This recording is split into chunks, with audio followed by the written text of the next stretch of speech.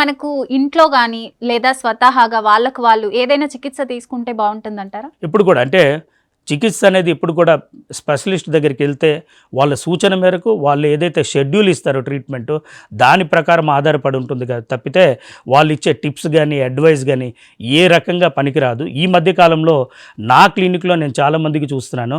అంటే యూట్యూబ్లో కొన్ని సూచనలు టిప్స్ పాటించి చాలా వరకు వాళ్ళ స్టామరింగ్ మైల్డ్ లెవెల్లో ఉన్నది కాస్త సివియర్ లెవెల్ తెచ్చుకొని ఇబ్బంది పడి అప్పుడు డాక్టర్ల దగ్గరికి వస్తున్నారు. స్టామరింగ్, నత్తి ఇవి రెండు ఒకటే అంటారా? అంటే స్టామరింగ్ అనే దానికి తెలుగులో నత్తి అంటాం కానీ నత్తి అనేది కరెక్ట్ టర్మే అయినా చాలామంది మనలో లా అనే పదం బదులు రా అనే పదం బదులు లా పలుకుతుంటారు.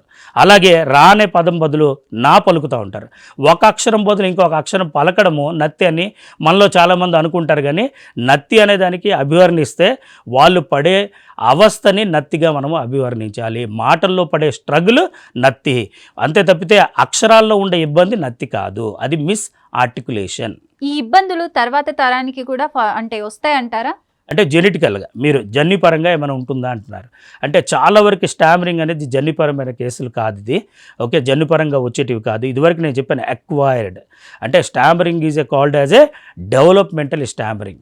వాళ్ళకి ఎక్కడో ఒక దగ్గర ఏదో ఒక రకంగా మొదలై అది క్రమేణా పెరుగుతూ ఉంటే ఆ రకంగా స్టామరింగ్ అనేది ఉంటుంది తప్పితే అది జన్యుపరంగా నెక్స్ట్ జనరేషన్కి వెళ్ళే అవకాశాలు చాలా వరకు ఉండవు.